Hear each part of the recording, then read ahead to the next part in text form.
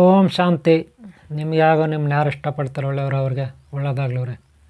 ಯಾವಾಗಲೂ ನಿಮ್ಗೆ ಒಳ್ಳೆಯವರು ಒಳ್ಳೇದಾಗ್ಲವ್ರೆ. ಇವರೇ ಮನೆಗಳಲ್ಲಿ ನಾಯಿ ಸಾಕ್ತಾರೆ, ನಿಮ್ಗೆ ಗೊತ್ತು. ಕತ್ತೆನೂ ಸಾಕ್ತಾರೆ, ಅದು ಕೂಡ ನಿಮ್ಗೆ ಗೊತ್ತು.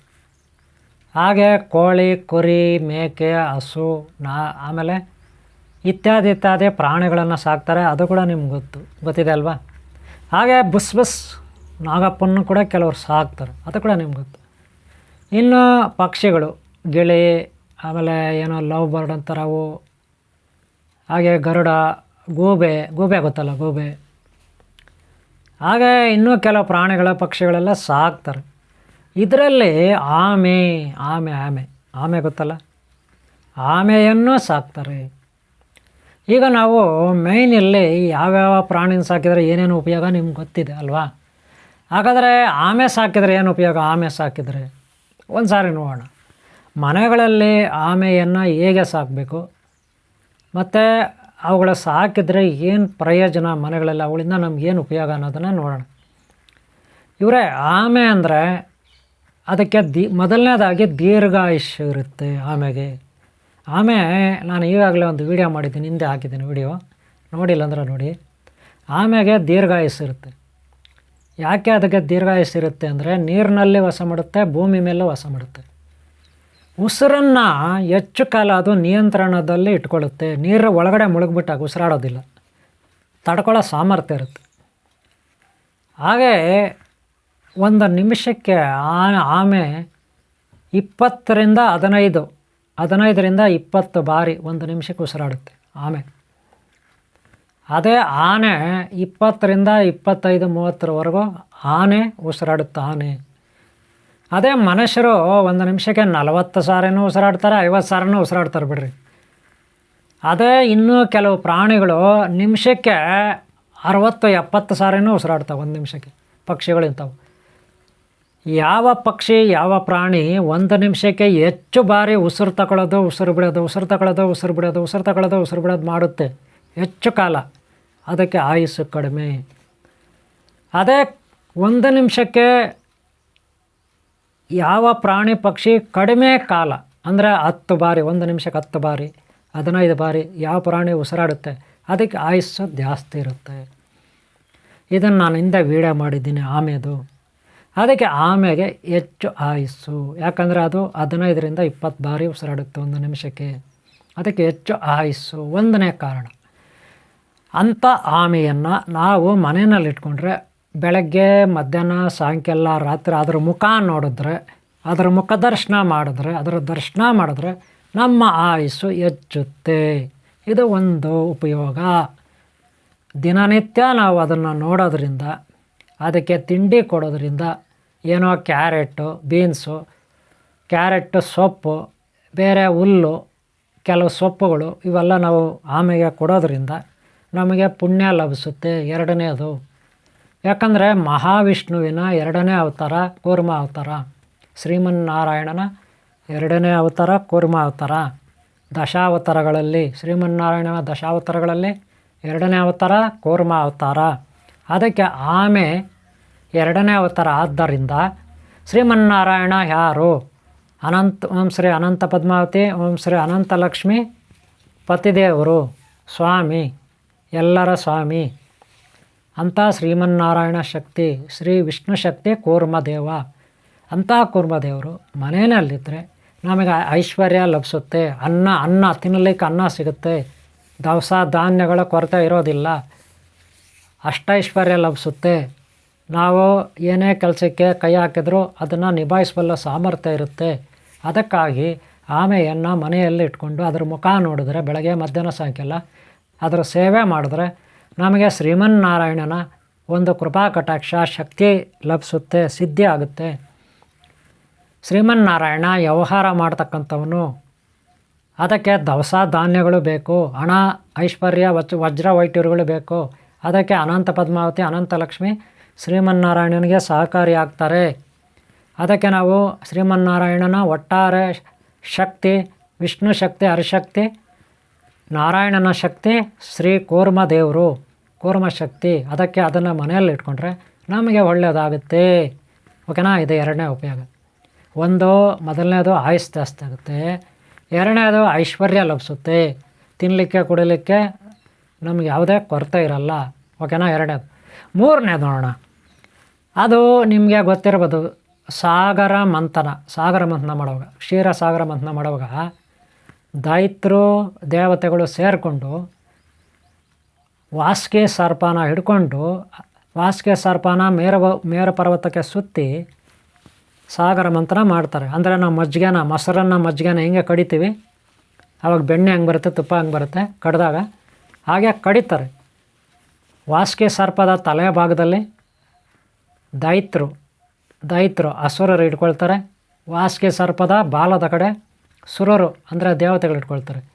ಮೇರು ಪರ್ವತಕ್ಕೆ ಸುತ್ತಿ ಮೇರು ಪರ್ವತವನ್ನು ಆಮೇಲೆ ಕಡಿತಾರೆ ಕ್ಷೀರಸಾಗರದಲ್ಲಿ ಕಡಿದಾಗ ಅಲ್ಲಿಂದ ವಜ್ರ ವೈಡೂರ್ಯಗಳು, ಸಾಕಷ್ಟು ಒಡವೆಗಳು, ಕಾಮಧೇನು, ಕಲ್ಪವೃಕ್ಷ, ಅಮೃತ, ಪುಷ್ಪಕಮಾನ ಇದೆಲ್ಲ ಬರುತ್ತೆ. ಆಮೇಲೆ ಎಲ್ಲ ಹಂಚ್ಕೊಳ್ತಾರೆ. ಇದೆಲ್ಲ ನಿಮ್ಗೆ ಗೊತ್ತಿರೋ ವಿಚಾರ. ಹಿಂದೆ ನಾನು ಕ್ಷೀರಸಾಗರ ಮಂಥನದ ಬಗ್ಗೆ ವೀಡಿಯೋಗಳು ಹಾಕಿದ್ದೀನಿ, ನೋಡಿಲ್ಲ ಅಂದರೆ ನೋಡದೇ ಇರೋರು ನೋಡಿ. ಓಕೆನಾ? ಆದರೆ ಇಲ್ಲಿ ಕ್ಷೀರಸಾಗರ ಮಂಥನ ಮಾಡುವಾಗ ಮೇರು ಪರ್ವತ ಮುಳುಗೋಗ್ತಾ ಇರುತ್ತೆ. ಆವಾಗ ಶ್ರೀಮನ್ನಾರಾಯಣನ ಮೊರೆ ಹೋಗ್ತಾರೆ ಎಲ್ಲರೂ ದೇವತೆಗಳು. ಮೇರು ಪರ್ವತ ಮುಳುಗೋಗ್ತಾ ಇದೆ, ಮೇಲಕ್ಕೆ ಎತ್ತಕ್ಕಾಗ್ತಾ ಇಲ್ಲ ಅಂತ. ಆವಾಗ ಶ್ರೀಮನ್ನಾರಾಯಣ ಕೂರ್ಮ ಅವತಾರ ತಾಳಿ ಆ ಮೇರು ಪರ್ವತದ ಕೆಳಗಡೆ ಹೋಗಿ ಮೇಲಕ್ಕೆ ಎತ್ತಿ ಹಿಡ್ಕೊಳ್ತಾನೆ ಪರ್ವತವನ್ನು. ಆವಾಗ ಇವರು ಸುಲಭವಾಗಿ ಕಡಿತಾರೆ. ಆಮೇಲೆ ಇವರ ಉದ್ದೇಶ, ಗುರಿ ಸಕ್ಸಸ್ ಆಗುತ್ತೆ, ಗುರಿ ಮುಟ್ತಾರೆ. ಅಂದರೆ ಕಷ್ಟದಲ್ಲಿರೋರಿಗೆ ಸಹಾಯ ಮಾಡಿದ್ದು ಕೂರ್ಮದೇವರು. ಅಂದರೆ ಆಮೆನಲ್ಲಿ ಶ್ರೀಮನ್ನಾರಾಯಣನ ಶಕ್ತಿ ಇರುತ್ತೆ. ಅಂದರೆ ನಮ್ಮ ಕಷ್ಟ ಕಾಲದಲ್ಲಿ ನಮಗೆ ಸುಖ ದುಃಖ ಕಷ್ಟ ಸುಖ ಎಲ್ಲ ಇರುತ್ತೆ ಜೀವನದಲ್ಲಿ. ಅಂಥ ಕಷ್ಟ ಕಾಲದಲ್ಲಿ ಶ್ರೀಮನ್ನಾರಾಯಣನ ಆಶೀರ್ವಾದ ನಮಗಿರುತ್ತೆ, ರಕ್ಷಣೆ ಇರುತ್ತೆ.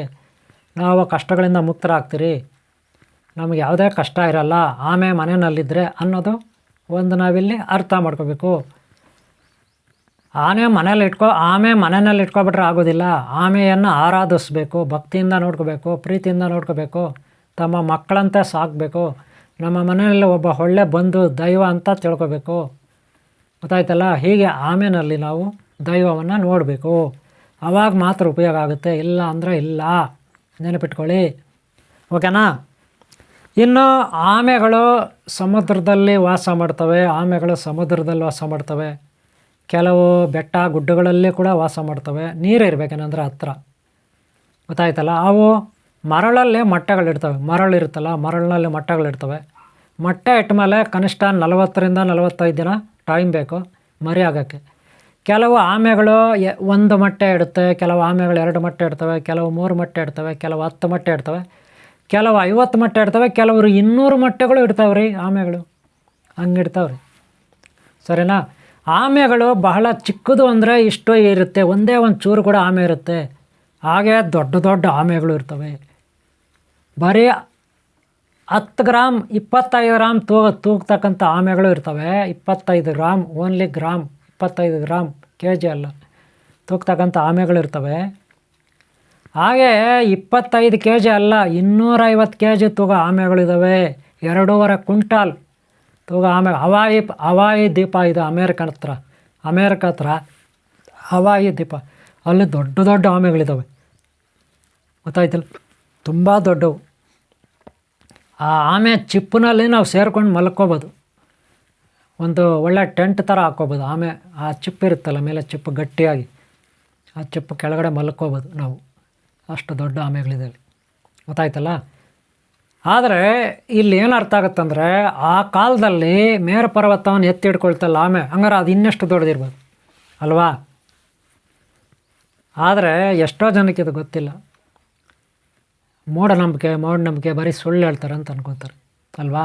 ಹಾಗೆ ಸರ್ಪಗಳು ಅಷ್ಟೇ, ತುಂಬ ದೊಡ್ಡ ಸರ್ಪಗಳಿದೆ. ಎಲ್ಲಿ? ಅಮೇರಿಕ ಹತ್ರ ಅಮೆಜಾನ್ ನದಿ, ಅಮೆಜಾನ್ ಕಾಡುಗಳೆಲ್ಲ ಇದ್ದಾವೆ. ಅಮೆಜಾನ್ ಕಾಡುಗಳು, ಅಲ್ಲೆಲ್ಲ ನದಿಗಳಿದೆ. ಅಲ್ಲಿ ಈ ದೊಡ್ಡದು ಅನಕೊಂಡ ಅಂತ ದೊಡ್ಡ ಸರ್ಪಗಳಿದ್ದಾವೆ. ತುಂಬ ಉದ್ದ ಇರ್ತವೆ. ಸುಮಾರು 50 ಮೀಟ್ರು 100 ಮೀಟ್ರ್ ಸರ್ಪಗಳು ಇರ್ತವೆ. ತುಂಬ ದಪ್ಪ ದಪ್ಪ ಸರ್ಪಗಳು, ಗೊತ್ತಾಯ್ತಲ್ಲ. ಒಂದು ಆನೆಯನ್ನೇ ನುಂಗಾಕ್ಬಿಡ್ತವೆ, ತಿಂದುಬಿಡ್ತವೆ, ಅಷ್ಟು ಸರ್ಪಗಳು ಇದ್ದಾವೆ, ಗೊತ್ತಾಯ್ತಲ್ಲ. ಆದರೆ ಮನುಷ್ಯರನ್ನು ತಿನ್ನಲ್ಲ, ಅವುಗಳಿಗೆ ವಿಷ ಇಲ್ಲ. ಮನುಷ್ಯರನ್ನು ಬೇಕಾದ್ರೂ ತಿಂತವೆ, ಆದರೆ ತಿನ್ನಲ್ಲ, ಅವುಗಳಿಗೆ ವಿಷ ಇರೋದಿಲ್ಲ, ಅಷ್ಟು ದೊಡ್ಡ ಸರ್ಪ ಇದ್ದರೂ ಕೂಡ, ಗೊತ್ತಾಯ್ತಲ್ಲ. ಹೀಗೆ ಪ್ರಾಣಿಗಳು ಒಂದೊಂದು ಇರ್ತವೆ. ಸದ್ಯಕ್ಕೆ ಮನೆಯಲ್ಲಿ ಆಮೆಯನ್ನು ಸಾಕಿದರೆ ಎಷ್ಟೆಲ್ಲ ಉಪಯೋಗ ಆಗುತ್ತೆ. ಜಗಳಗಳು ಇರೋದಿಲ್ಲ.